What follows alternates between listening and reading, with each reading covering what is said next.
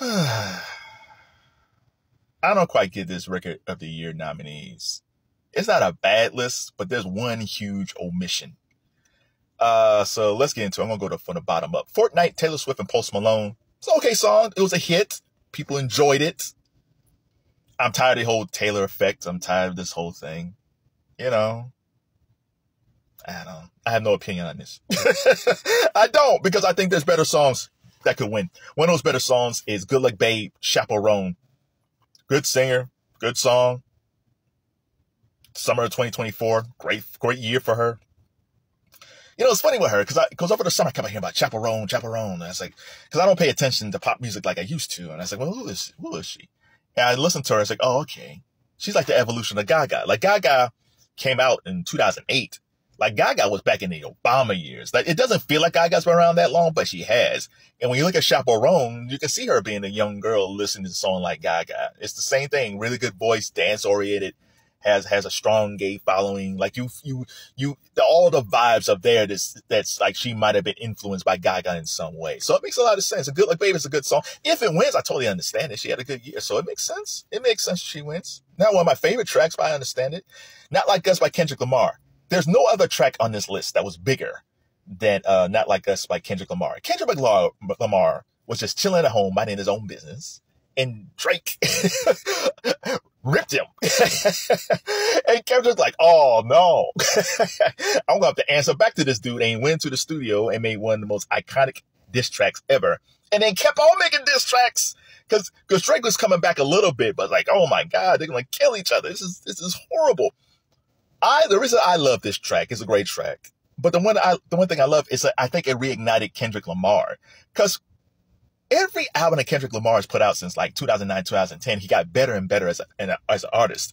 And by the time we get to Pimp a Butterfly, he should have won Album of the Year that year, but I think that went to Taylor Swift's 1989. But he was getting better and better, and then he got to the last album, and the last album, to me, he felt like he fell off, but he might have been bored. Like, he was going great guns, and it's like, maybe this album I'm going to experiment. But this Not Like Us is like old school Kendrick. It's like the Kendrick that I just like, wow, who is this dude? Like, he is fantastic on the mic. So he should win Record of the Year, but they don't give these awards to rappers that often. So I don't know if that's going to be the case, but he should win because of all these songs, it's the best record here. Birds of a Feather by Billie Eilish. Good song, good track. Billie's won so many awards. Her and her brothers won so many awards already that I almost feel like, let's give it to somebody else.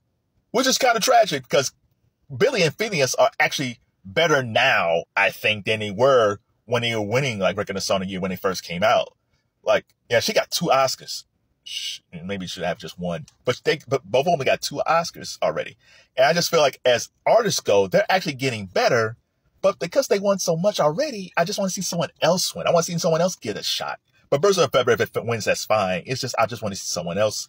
360, Charli XCX. I do like a Charli XCX. I've always liked Charli XCX. I liked her when she wrote I Love It for Iconic Pop.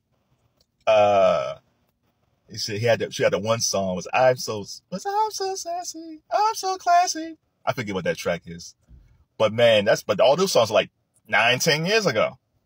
And then she made an album. She's been making albums recently, but they weren't connecting with people. I remember she was on Jimmy Fallon like 2 years ago, and she was like completely covered up. I didn't even recognize her.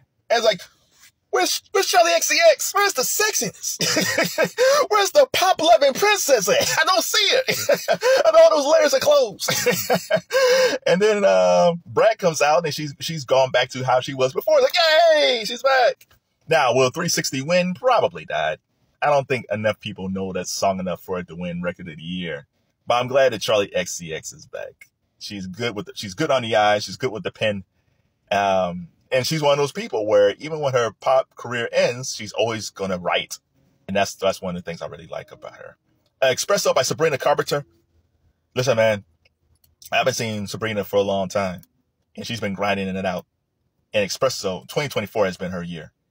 You know, I think Taylor Swift won the Video of the Year award at the MTV Awards. But the person that was like number 2 right behind her, that the cameras kept on focusing on, and whose performance that people talked about, was Sabrina Carpenter. Espresso was a huge song. Some people said the song of the summer. I like her. Like her album's called Short and Sweet or something like that. It's like she's short and she's a pocket full of fun, that Sabrina. And Espresso has a chance of winning. You know, she's also up for Song of the Year. It's weird. She's up for Song of the Year for Please, Please, Please. But Espresso is up for Record of the Year, which is odd that they split two songs like that. But if Kendrick doesn't win, I can very easily see Espresso winning for Sabrina Carpenter. Because the song was so big. Texas Hold'em by Beyoncé. Listen, Texas Hold'em is a good song. Cowboy Carter is a really good album. If Beyoncé wins, I would not be upset by this because she's old.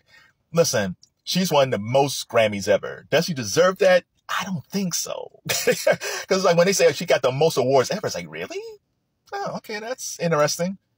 There's so many interesting stats with the Grammys over these past few years. It's crazy. But I was like, so Beyonce got that record, but she's never won the big award. She won everything else, like pop this or R&B that, but she's never won like Record of the Year, Song of the Year, and Album of the Year. So I can very easily see the Grammys saying like, you know what, man, we screwed her over with Lemonade. We screwed her over quite a few times. Like, we're going to give her Record of the Year for Texas Hold'em, Song of the Year for Texas Hold'em, and Album of the Year for Cowboy Carter. Or they might do the crazy thing and give her Record and Song of the Year and not give her Album of the Year. Because the Grammys do stupid things like this, man. They do dumb stuff like this where it's almost like, we just want to play around with you. So we'll see. If Texas Hold'em doesn't win, it's like, okay, I understand it. You know, there's a lot of competition here. You know, you got Kendrick, you got Sabrina, you know, even Chappell Roan and Billie. So I understand it. But I wouldn't be surprised if it ends up being the night of Beyonce. She's old. She's putting a lot of work in. Like, and they should have given these awards years ago, but they didn't. So, and again, Beyonce, that Texas Hold'em video looks great. She looks great in that video. One of my favorite videos this year. Now and Then by the Beatles has no reason being nominated. I love Jean, Paul, George, and Ringo. I love them. I love those dudes. But this is not 1964 or 1969. It's 2024. They should have gave the Beatles all the awards back in the 1960s. They should have won mightily back in the 60s. 2024, they're nominated for a song that most people don't even know. Now, they could win because the Grammys do stupid stuff like that. And again, I love the Beatles. I do. Every time they have a greatest hits package, even though it's the same songs, I always get it because I love their artistry. But not this time. Good song shouldn't have been nominated. And the song that should have been nominated is nominated for Song of the Year, and that's Die of a Smile by Bruno Mars and Lady Gaga. How in the earth are they nominated for Song of the Year and not Record of the Year? If I could go on TikTok right now and I can hear da da da da, you Gaga going like da da da da. If the party was over, and I told my come on, man. They're still making that video came out back in August. And they're still making videos. This video of women look dressed like Bruno, men dressed like Bruno, women dressed like Gaga, men dressed like Gaga. That song is a monster. The only reason now is it was number one in the world forever. And the only reason it's number 2 now is that Google's Bruno song with the young lady from Blackpink is now Apt. That song Apt is now number 1. He's had 2 big songs since August. But this Die of a Smile is one of my favorite songs this decade. And the fact that it's not nominated for Record of the Year makes no sense. The fact that they chose a Beatles song that most people have no idea even existed over this track with Bruno and Gaga, which will be played for years. The performance on that song is amazing. The instrumentation on that song is amazing. The look, the outfits they put on, people were dressing like them for Halloween. That video is iconic. It's one of the best ballads, those are the best pop ballads in recent years. Far better than Taylor Swift and Post Malone's Fortnite. Yet they only got Song of the Year and not Record of the Year. Makes no sense. So what do you guys think? What do you think is the Record of the Year? Let me tell you, what song do you think will win and which one should win?